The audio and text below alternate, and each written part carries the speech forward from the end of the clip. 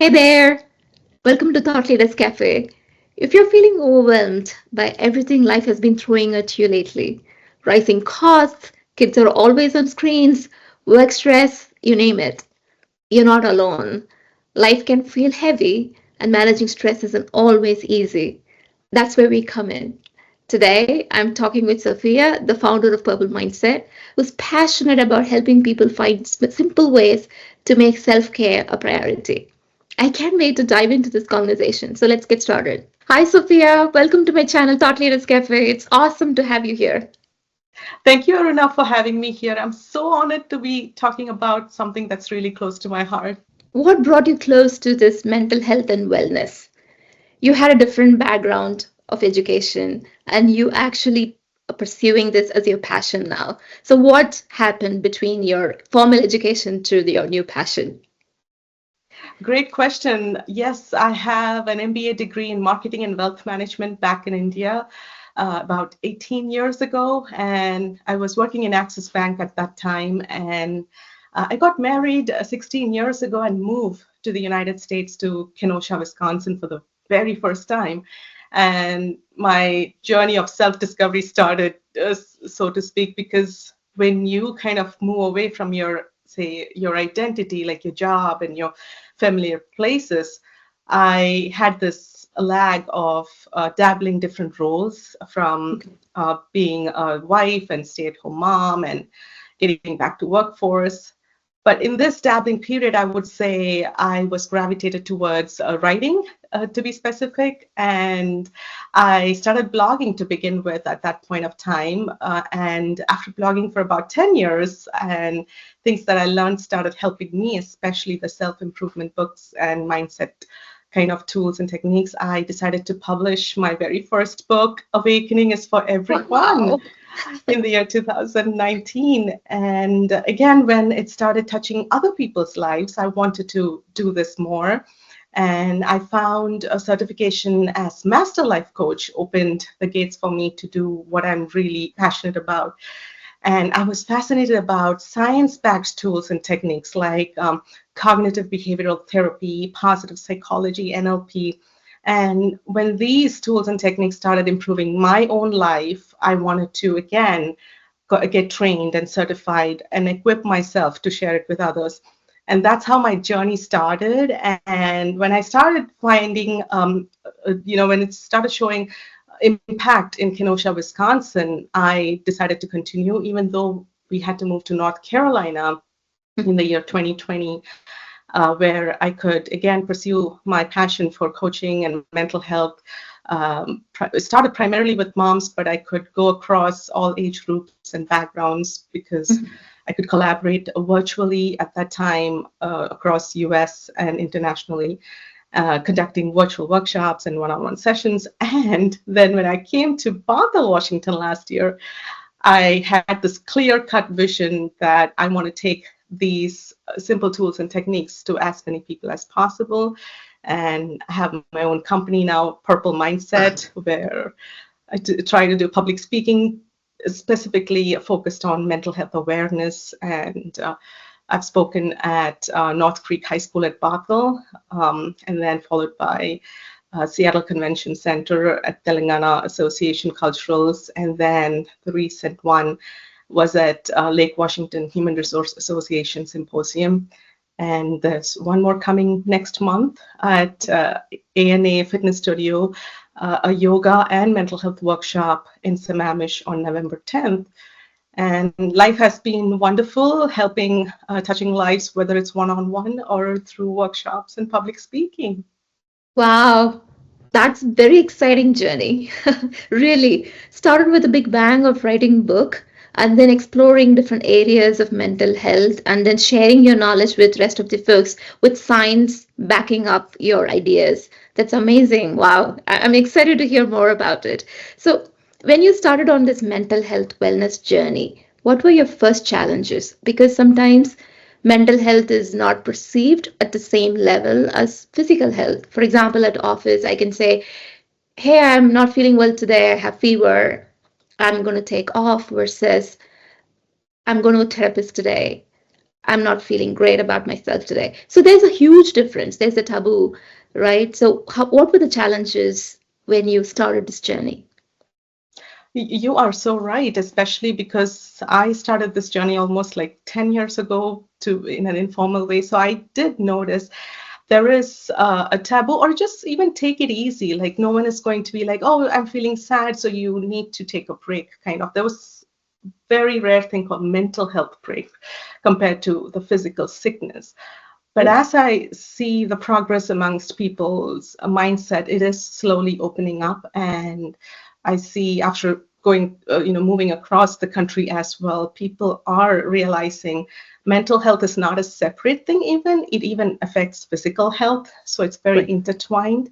And in fact, in my opinion or observation, I feel even if you're not having cold fever or physically sick and you're still struggling with overwhelmed thoughts, you're still going to be less productive or not affect your relationships and not be your best version when it comes to parenting. So it pretty much affects everything. Yeah, yeah. It is very much tied to your physical health. That's very important because some of the physical health concerns have stress as the trigger. We don't realize that when we start seeing the symptoms on our body, we start addressing. And unfortunately, the medical system here addresses the symptoms and not the root cause. If you really try and get to the root cause, you would probably end up with mental health being the root cause of many diseases that we face externally. How do you make sure that we create an environment where this is just normal like any other disease? We should be freely talking about it. We should be sharing our concerns, even with our kids, spouses, with employers. So, what is your idea of creating that environment which is safe for these kind of discussions?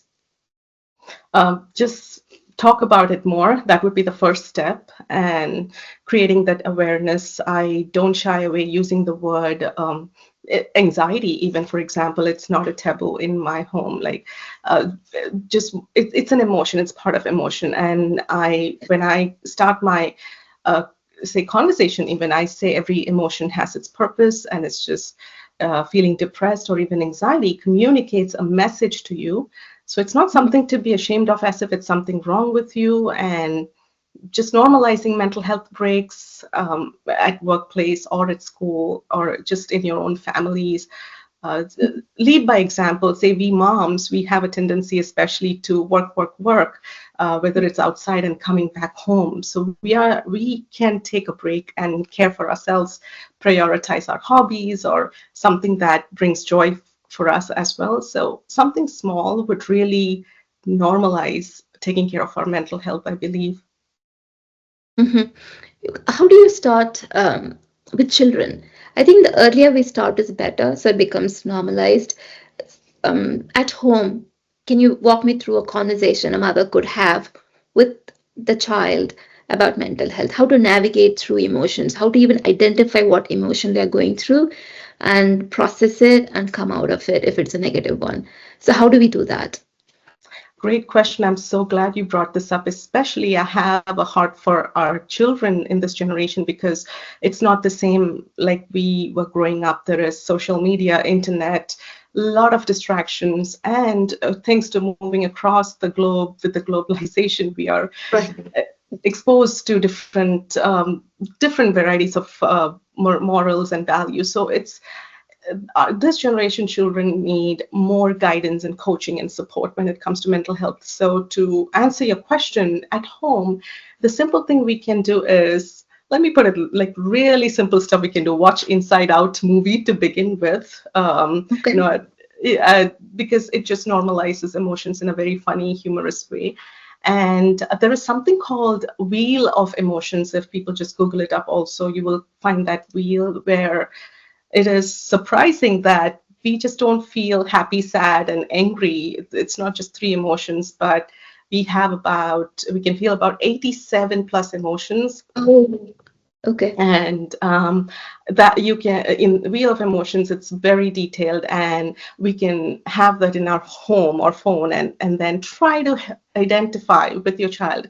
Say if they come back from school and and you're having a one-on-one playtime or conversation, relaxing time, and you're asking what was fun at school, and they open up and they say, I didn't like math class. And if you can label it, some parts of the math art is difficult. Oh, boredom is common when you have free time and nothing else to do, or they had some difficult experience, and you can name it as, oh, that must have been disappointing, and you felt betrayed by your friend, for example. So don't shy away from naming those emotions, and that will teach our children that feeling all emotions are okay. Having said that, all behaviors are not acceptable. So mostly parents get scared to validate the emotions, thinking that, oh, I'm encouraging my child to cry all day or throw things with when they're angry. But you can say it's okay to feel angry, but it's not okay to throw things away. So I am a big promoter of all emotions are okay, but not all behaviors are acceptable. I remember when my daughter Anika came from school one day, she showed me a chart that's called Kelso's Choices. So it helps you identify your emotion and also gives you options to navigate. For example, if you're unhappy with somebody, what choices can you make? You can confront, or you can isolate yourself, or there were few more options that were given. And I was so surprised that this level of information, and she was just maybe second grader, that early, right? And I remember in India it was all about subjects and marks and how well you score in all of them. It was never about navigating through emotions. And I feel we ourselves, even as adults, we are still learning. And at every phase of our life, we are still learning as a mother, as a wife, and as an employee, as a student. There's always learning. And I think these pointers and experts like you help us navigating through all of these challenges will definitely take us in a different route and be a better place to live. That's amazing. And coming back to BP as women, we have two challenges. One, of course, when you're working women, there is a lot of thing to juggle. When you're stay-at-home mom, that's a different challenge altogether, right? You don't have a life of your own. You're dependent on everything that's around you. Um, and you don't have recognitions. That's the worst part. You do everything and still, I'm just staying at home, I do nothing. That's how you get introduced to others. So how do we address these challenges? First, let's start with stay-at-home moms. How can they make themselves feel better? And it's very difficult to be a stay-at-home mom because there is no 9 to 5 to logically separate your time as, okay, now your work is done, you can move on to your personal life. Here you're always working and there is no logical end, and it stresses them. And others don't understand, oh, you're just staying at home, right? And you don't get that attention you deserve. How do you process this when you're a stay-at-home mom? Very powerful question, because I had this privilege of experiencing both in my role, like staying home, working outside, and then taking a break, kind of. One thing I've noticed, you rightly said, yes, the clock out time is there in work environment. And I would like to add a little bit more layer to it is work environment will also have clear definition of role and expectations. So you will have a sense of fulfillment. When I was working in US Bank, I don't remember a feeling not good enough because I knew my job was to do customer service, for example. I wouldn't feel bad like saying my bank or my branch didn't get enough loan applications, because that was not my role. But in stay-at-home mom jobs, or in mom's job in general, the role is not clearly defined. If your child gets hurt, you need to be a nurse. If a pipe is Yeah. broken, you're responsible for that house. The time is not defined. The role is expectations are not defined, and so it's inexhaustible. So we will always tend to think that we didn't do something enough. If I am cooking well, I will think, oh, my house is not clean enough, or my children was on screens all day. If I took my Right. kids out, vice versa.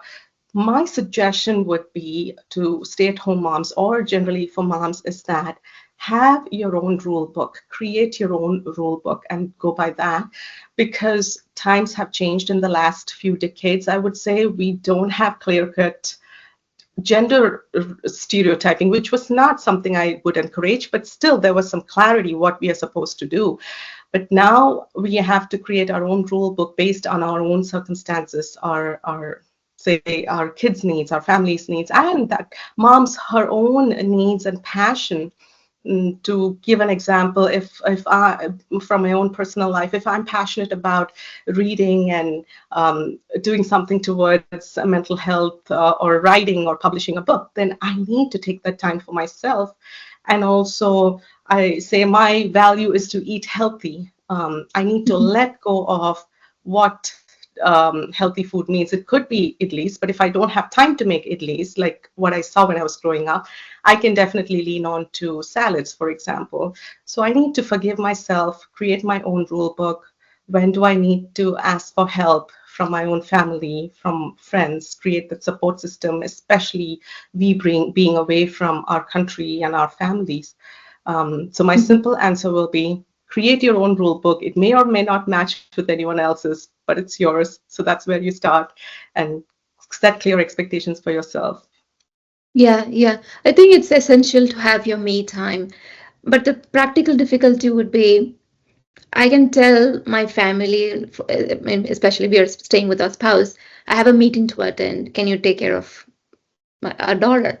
Versus if I'm not working, I can't say, I'm going to lock myself up and read my book. Can you take care of her? It's it's just taken for granted a lot when you're a stay-at-home mom. It, I used to feel guilty. I was at home for 8 months taking care of my daughter. I used to feel guilty just to ask for help. Oh, I'm not doing anything. So I did everything by myself. I cooked 2 times. I washed dishes with hand because I didn't like dishwashers at that time. And at night, not sleeping because the child wakes up every 2 hours.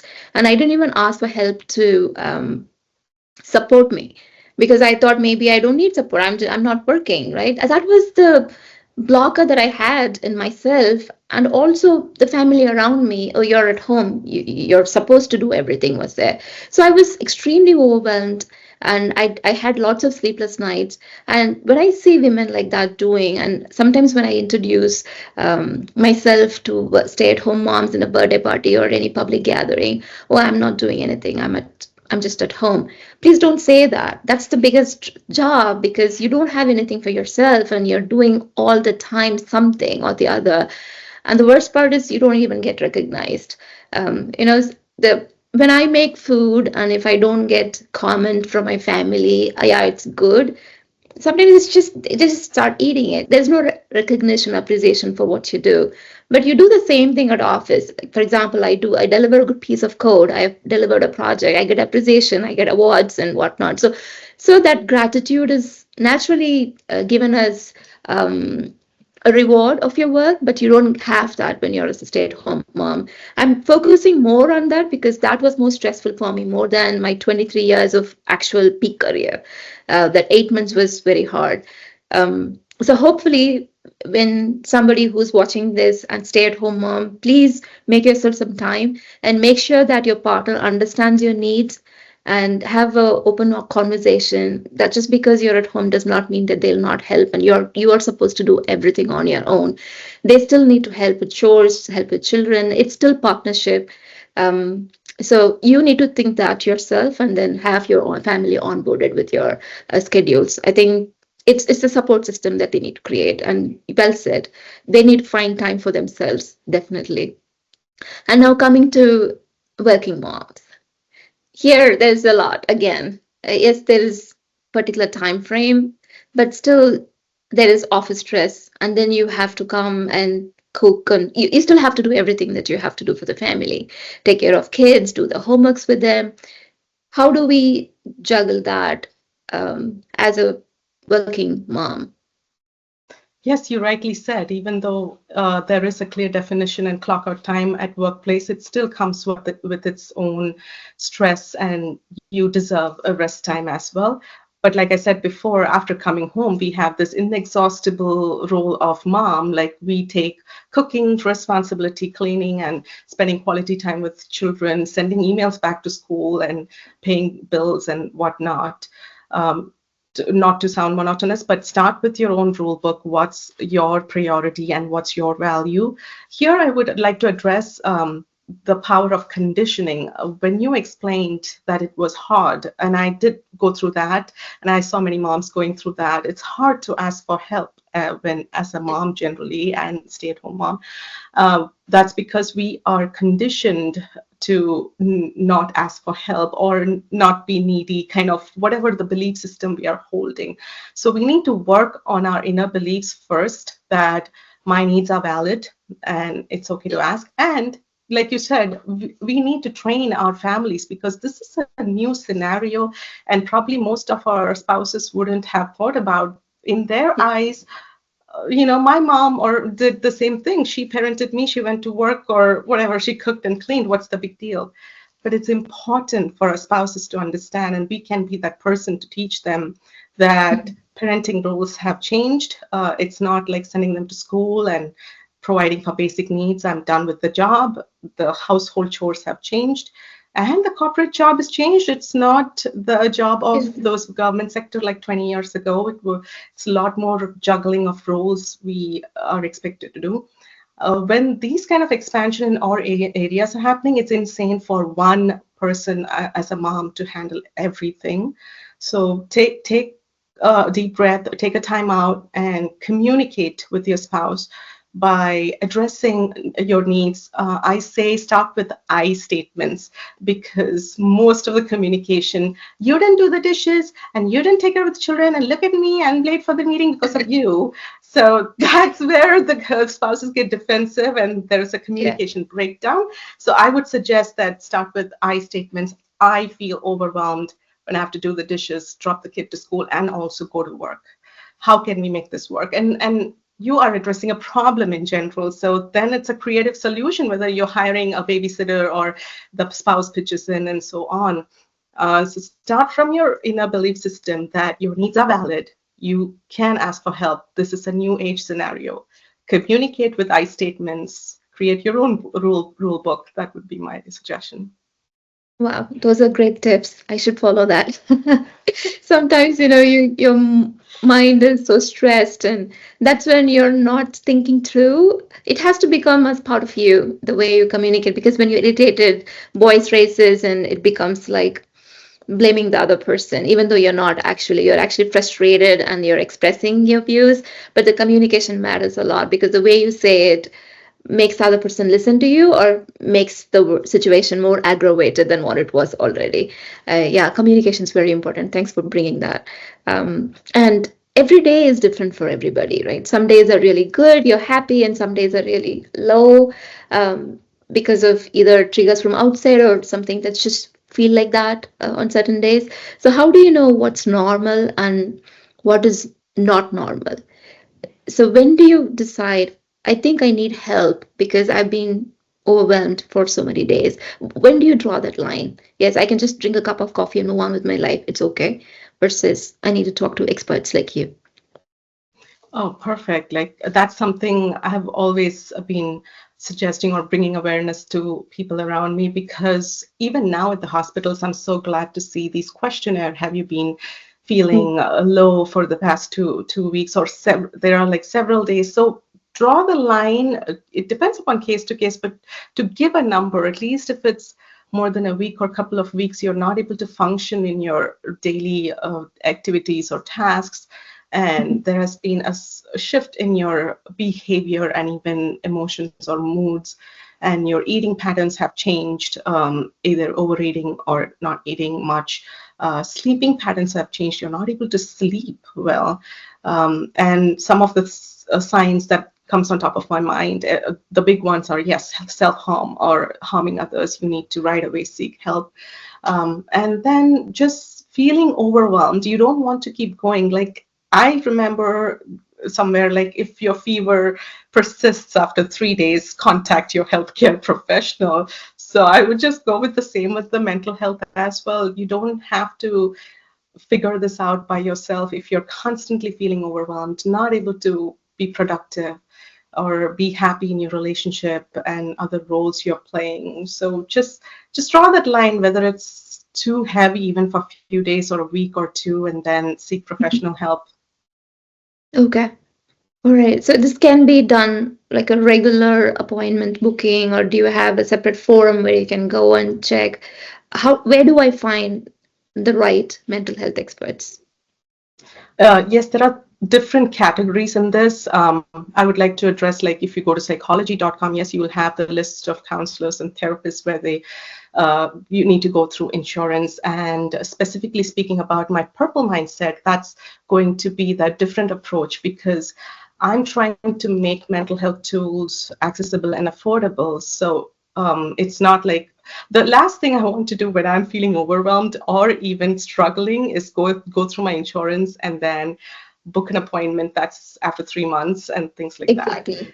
So in through Purple Mindset, it's just like reserving your, booking a movie ticket or something like that. Go online and book your session. And I've kept the price packaging such that it's as low as a copay when you have an insurance. And I try to, again, it's my own business, so I have full freedom to have flexibility when it comes to timing. So most of my clients enjoy having quick access, and also I do virtual most of the one-on-one sessions, so it's quick and flexible, and don't have to go through insurance process. Having said that, if they just want to have an idea, I promote myself in social media as well, on Instagram page and LinkedIn, so they can look up Okay. the Purple Mindset as well. Okay. So when somebody comes to you, they probably haven't figured them out that this is what is the problem. I have anxiety, I have depression, or I'm just feeling overwhelmed. I don't think as a patient, they would be able to figure out what's going on with them. They might just tell you, I'm not feeling great these days. I'm not sleeping. So how do you figure out what's going on with them? Are they depressed or not? Do they have anxiety problem or not? Or it's some other psychological problem? How do you diagnose them? Just through virtual conversation like this? Well, this is a coaching industry, so I don't diagnose anything. That's why I would recommend to go through therapists or psychiatrists or counseling for getting diagnosis. I primarily focus on supporting with tools that helps with anxiety. So my client base is extensive. So one group is they don't have any diagnosis. They're just feeling Okay. overwhelmed because of their work stress and family and things like that. And I have other set of clients who have been diagnosed with addiction, OCD, or going through life transitions like divorce, grief, and still they have supplemented Purple Mindset, because I have this freedom of using tools and techniques from different modalities, like, again, CBT, NLP, and EMDR. So I don't diagnose, but I'm a great Okay. support when they have a diagnosis. I see. Okay. Yeah, thanks for making that clear. And when you're talking about tools, what kind of tools are there? For example, someone has anxiety problem. What kind of tools do you bring to fix that or manage that? Great question. Anxiety is so common in this fast-paced life. So if the question geared towards, do you want to manage in that moment, then I go for tools like 5 4 3 2 1 technique. Even right now, I can just teach you or share with you. I would say 5 things that you can notice in your room. So you're just noticing, and 4 things that you can feel that's touching you, could be your shirt or the chair and things like that. And 3 things that you can hear, one thing, 2 things you can smell, and 1 thing you can taste. So when you connect to your senses, I you are see. able to manage the anxiety in that moment. Having said that, there are comprehensive tools. My favorite one is very similar to what you shared about your daughter's a school that sent home. It's this one is my favorite, called Circle of Control. We get anxious or stressed when our focus is on the things that we cannot control. And we are normal human beings. It's just our brain's habit of focusing on negativity. And that has a little evolution story, if I may share. Yeah, of course. When we were like, say, back in ages when we were in caves or things like that, we didn't have time to be positive if the moving thing was a snake or it's just a rope, or just leaves moving. We had to assume the worst possible thing. Oh, it has to be a snake, and we jump back. And even now, that's what we do. Like if I go to my backyard and there was a random rope, oh, is this a snake? Like, you Yeah. know, so because that's Yeah. called negativity bias. We are supposed to think the worst possible thing, and that's how we survived as human race. And Yeah. because of that, we tend to focus on negative things, exaggerated things. These are called thinking errors. Going back to the tool circle of control, it's just two circles. You make a list of what's not under your control and a list of what's under your control. And every time you feel anxious or stressed, even look where your focus is on. If it's on what's not under your control, and you just say, shift your focus to what's under your Okay. control. Yeah. And many times it's like, oh my God, my child doesn't listen to me, or my husband is not doing this. Oh, Hmm. other people's behavior is not under my control. So how can I shift focus to what's under my control? My control is, again, asking for help, communicating my needs, or setting boundaries. Unplug that Wi-Fi if they don't listen to Yeah. you when it comes to Yeah. screen time. You can set boundaries. So these are under your control. And I feel this is so simple yet so powerful when it comes to anxiety and stress management. Wow. I think being aware of your emotions is the first important step, and that's the toughest step. If you're aware of what's going on, then you can think through and then see what's under control and what's not under control. But if you're already taken over by emotion, is where you lose your control and then you let your emotions out, and that's not going to end well. For example, public speaking, you're actually very nervous and you have probably it's a high impact meeting. If you go wrong, has big consequences. And those are the kind of meetings where you're putting so much pressure on you, you end up doing a not so good performance. Otherwise, if you were relaxed, you would probably do better. To help somebody with public speaking, how do you control emotion at that time when your clock is ticking, your name is announced, and you're walking up to the stage? Wow, this is a very good question because I've experienced this myself. When I first started public speaking, it is very nerve-wracking because, again, evolution-wise, our mind and body is trying to protect us from anything unknown, and it's going to raise your heart rate up.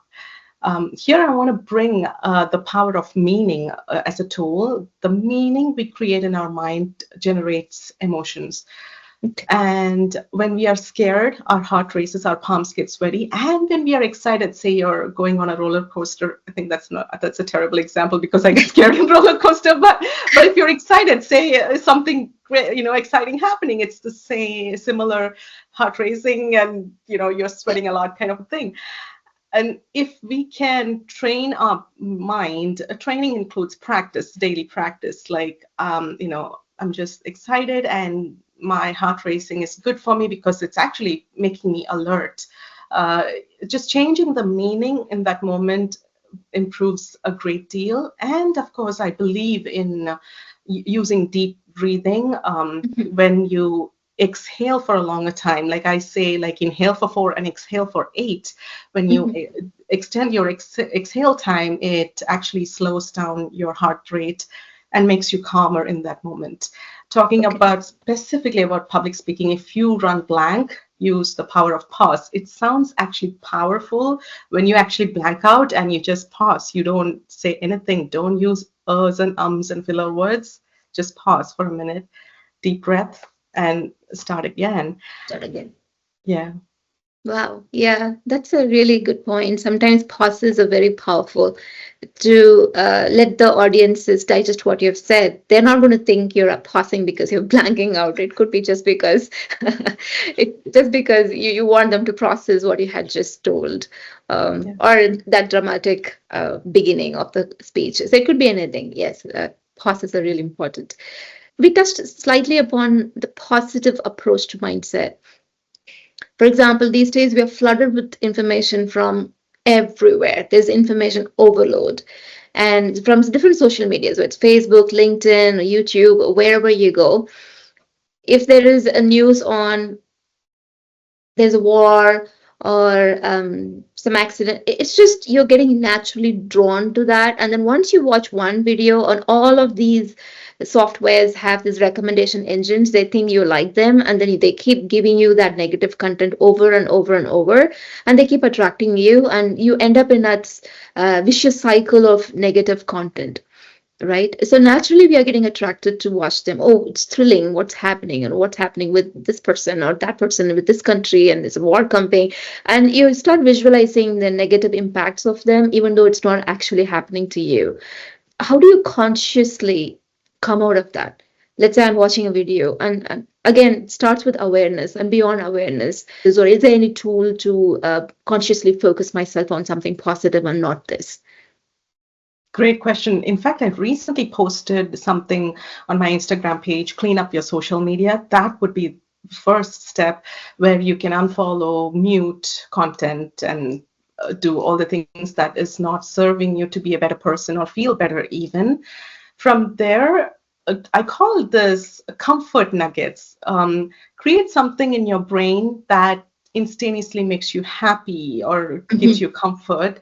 It could be really superstitious thing also. For me, it's a group of flying birds is a sign something good is coming, and a sparrow visiting my house is like, oh, good luck is coming, or clouds are making a heart shape, or the leaves are something like, okay, there is a good news coming. So I attach these comfort signs, or just have your own comfort place as well. Like, is there create a space in your home where you can really have that safe space to focus on feeling good, process your emotions, reading good stuff, and just create comfort points and limit negativity on social media, because it does impact a lot. Mm-hmm.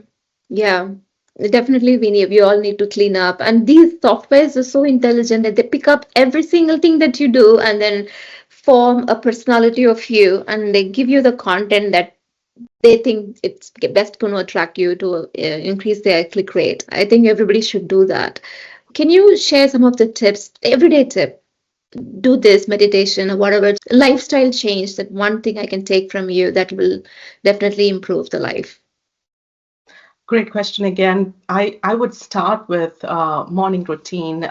Just find pattern. If you are going in an autopilot, like waking up, looking at your phone, brushing your teeth, just start from there. If you can change it up a little, I would always encourage individuals exploration. But just to give a tip, I would encourage the visualization technique. Just for 5 minutes or even less than that, visualize your whole day, how it's going to go. Avoid worrying or complaining in visualization technique, but just how you want to respond in every situation, whether it goes your way or not. For example, you're stuck in traffic jam, visualize that you're taking a deep breath and not getting frustrated like before, and just listening to your favorite music. And you come back from work and you're visualizing that your child is throwing a tantrum, and you're still taking a deep breath again, or going out for a walk and coming back and addressing or responding in a calm, as well as setting boundaries. So visualize how your day want to be, and it is so powerful that when you rehearse ahead of time, most of the time you do see things unfolding in the same way. So visualization, and check your morning routine. Wow. Yeah. Sometimes people get up and straightforward go to their phone to check the messages or social media. It kind of derails the day in a way, because you're not focused, first of all, right from the moment you start your day. And having that moment for yourself, I've read in some of the books that you start in alpha state. Right after you wake up, you're in alpha state, and make use of the time. When you visualize something that you want to become an alpha state, you're reinforcing your brain to motivate yourself to do better. So start with meditation. And of course, visualizing the day will help you plan in your mind what's going to happen, and also plan for any reaction. You're prepared for facing the day. That's a great tip. Wow, that was really nice, and so many insights today. Do you want to add anything other than what we discussed in this forum? Well, I think we pretty much covered everything, but I would just say that just we all are learning in this new age of technology, fast-paced technology, and so We don't have to feel that, oh, why is there a rise in mental health? It's just a fast changing environment. Change is hard, especially when it's fast like this with the internet and technology. And with AI coming, it's going to be rapid fast. Again, I won't be surprised if my children are going to completely be driving self-driven cars or whatever driving Yeah. cars. And so there's a Right. lot of change coming. And all it means is that take a moment, seek help, train your brain to this new scenario so we can actually live based on our own values happily and joyfully. Yeah, yeah, that's a really good information. I think our life was very simple, our parents' life and probably our grandparents' life. Seeing from here seems simple. If I probably speak to them, they might have a different opinion, but it was all a small group of people with just a simple goal in life, putting food on the table and getting the kids to school. But we have a lot of targets to accomplish these days, and competition has increased, and you can see the entire world. It's not just your street. Oh, this person has got a TV, I need to get a TV. That's the kind of peer pressure they had, but the world is in front of you these days. You can see what everybody is doing in Japan, America, and UK. Oh, this person is winning chess championship, this person is amazing at swimming, and they're doing laps at 3 years of age. You have so much information overloaded, you get that peer pressure. I think you sent a really great message. You're running your own race, you're not competing with others. Just see what you have to do and process it, and take that deep breath and be aware of your mental health and physical health, and seek support. Amazing insights. Thank you so much, Sophia. We are at time, but I learned a lot today. Thank you. And whoever is watching this, if they feel any support is needed for them, they should reach out to you. I'll add in your website address and also your contact address in the description of this video. Thank you so much once again. Thank you, Aruna. It was a pleasure talking to you. Bye. Bye bye.